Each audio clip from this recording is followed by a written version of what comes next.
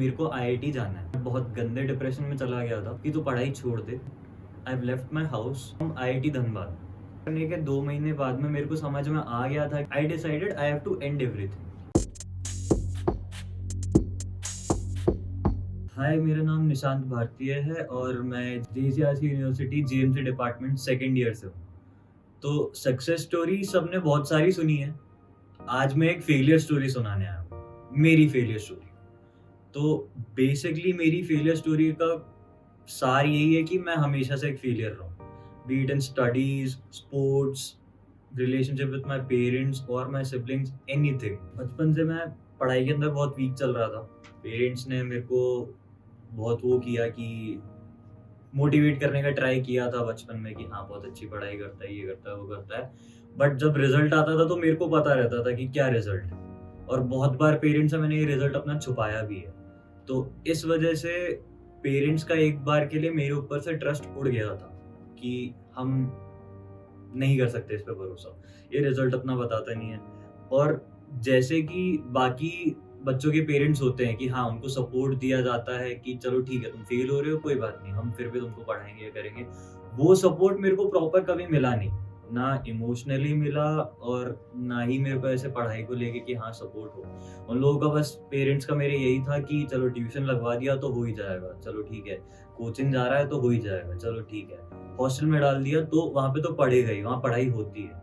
Hostel में डालने का, जब मैं बड़ा हो रहा था तब यही होता था कि हॉस्टल में डाल दिया तो बच्चा पढ़ने लग जाता है। मेरे साथ में ऐसा नहीं हुआ था। मेरी फैमिली में सारे इंजीनियर्स हैं। My father, my sister, my brother in law, they are all mechanical engineers. So after 10th I had to make a decision कि मेरा स्ट्रीम कौन सा होना चाहिए। तो obviously because of peer pressure, unspoken peer pressure, मैंने science opt किया। Science opt करने के बाद में 11th I studied via school.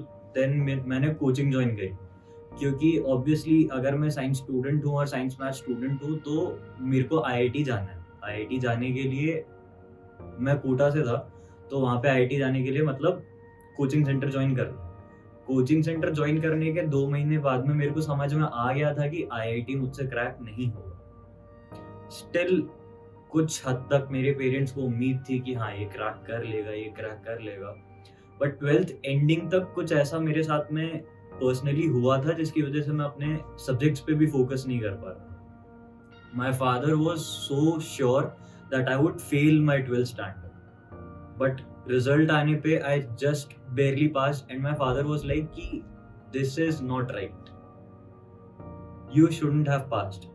According to him मैंने कुछ पढ़ाई नहीं करी थी, and truthfully speaking I was shocked too कि मैं पास कैसे हुआ। पास होने के बाद में एग्जाम्स दिए, आईआईटी, जेईई मेंस, एडवांस, अलग अलग कॉलेजेस के दिए। आखिर में जाके मैं यहीं जयपुर के एक पास छोटे से कॉलेज में एडमिशन लिया मैंने। वहाँ एडमिशन लेने के बाद में मेरे को ऐसा था कि हाँ ठीक है, अब मैंने मैकेनिकल में एडमिशन लिया है, अब मेरे को प्रूव करना है कि मैं इस फैमिली के अंदर कोई फेलियर नहीं हूँ। I am from this family because my father was almost like a gold medalist from Jodhpur, and my brothers from IIT Dhanbad. My sister is from MET University Noida. तो मेरे लिए ये बहुत बड़ा कंपटीशन था जो मेरे को फेस करना था, और एक लेवल पे मैं तभी हार गया था जब मैंने देखा कि मैं एक कंपैरेटिवली बहुत छोटे कॉलेज के अंदर एडमिशन लिया। It was demeaning and truthfully speaking embarrassing, but still मैंने कहा नहीं, लेट्स ट्राई। 1 साल इंजीनियरिंग करने के बाद में मेरे को ये चीज़ क्लियर हो गई थी कि मैं थ्योरी नहीं कर सकता, बिकॉज 1 साल में मेरे 10 सब्जेक्ट थे and I failed all of them. I didn't pass in any of the theory subjects.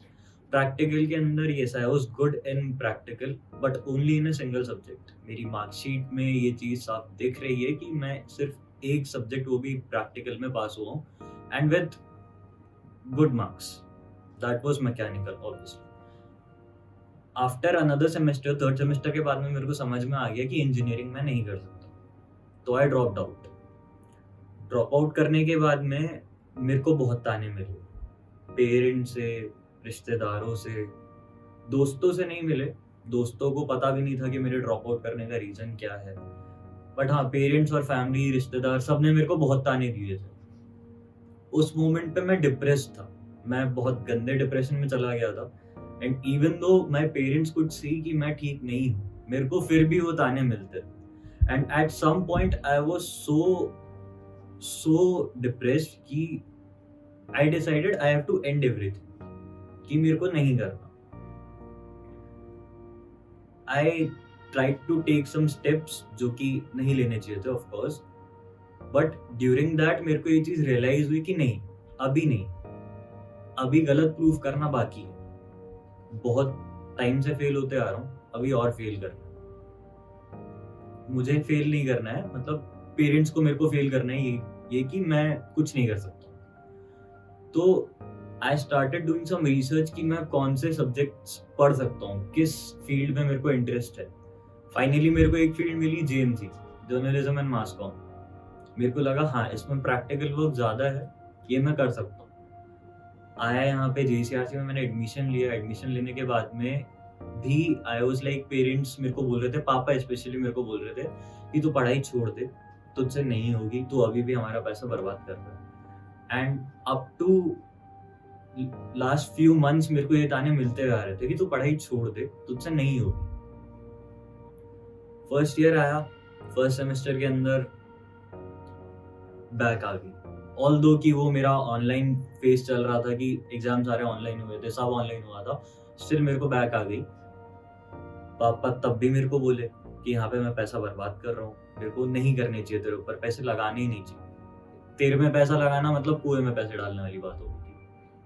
ठीक है, मैंने कहा कोई बात नहीं, एक सब्जेक्ट में बैक है, कंपेरेटिवली बहुत बेटर है। मेरे दिमाग में जहाँ इंजीनियरिंग में मैं 10 सब्जेक्ट्स में बैक लेके आ रहा था, वहां मैं 5 में से सिर्फ एक सब्जेक्ट में बैक लाया हूँ और वो भी मैं क्लियर कर सकता हूँ। तो फर्स्ट सेमेस्टर निकला, सेकेंड सेमेस्टर निकला, चीजें सीखी, नई चीजें देखने को मिली।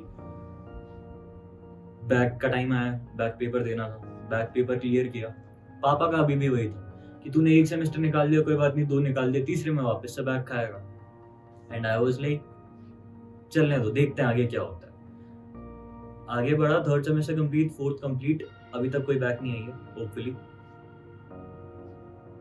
फिर बारी आई कि मेरे को काम करना है, क्योंकि from first year I was not sure कि मेरे को करना क्या है। एक मेरा एम है जो बचपन से लेके अभी तक मेरा चल रहा है कि I have to join the Indian army. वो अभी भी मेरे दिमाग में क्लियर है कि मेरे को करना है, बट अभी फॉर द टाइम बीइंग मेरे को कुछ काम करना है। एंड इट्स नॉट लाइक कि मैं कॉलेज खत्म होने के बाद मैं एग्जाम्स दूंगा आर्मी के और एक बार के अंदर हाँ मैं चला जाऊंगा ओटीए में या आईएमए में, वो नहीं होगा मेरे साथ में, आई नो दैट। तो फॉर अ टाइम बीइंग मेरे को काम करना पड़ेगा, I have to earn something, I have to learn something. तो मेरा काम ऐसा है कि टाइम बाउंडेशन में काम नहीं कर सकता, कभी भी टाइम हो सकता है, रात को निकलना हुआ, दिन में निकलना हुआ। And my parents don't like that thing, not because कि मैं रात को इतना लेट क्यों आ रहा हूँ, बिकॉज दुनिया जज करती है कि मैं इतना रात को लेट क्यों आ रहा हूँ। दुनिया ने मेरे को, मतलब आस पड़ोस वालों ने बहुत जज किया कि रात को 1:30 बजे वापस क्यों आता है, ये दिन के 3 बजे क्यों जा रहा है, ये दोपहर के 12 बजे क्यों उठ रहा है। एंड आई वाज लाइक, अगर मैं रात को 3 बजे वापस काम करके घर पे आऊंगा तो ऑब्वियसली मैं रात सुबह 12 बजे ही उठूंगा, दोपहर 12 बजे ही उठूंगा। तो मेरे पेरेंट्स को उनकी बातों से फर्क पड़ता था, लेकिन इस चीज से फर्क नहीं पड़ रहा है कि मैं काम कर रहा हूँ। Right now I am living on my own. I've left my house. At some point my father told me to get out of the house. He wanted me to move out. Not because I have to work, because हमारे पड़ोसियों ने उनको जाके बोला कि आपका लड़का रात को 1:30 बजे वापस आ रहा है घर पे।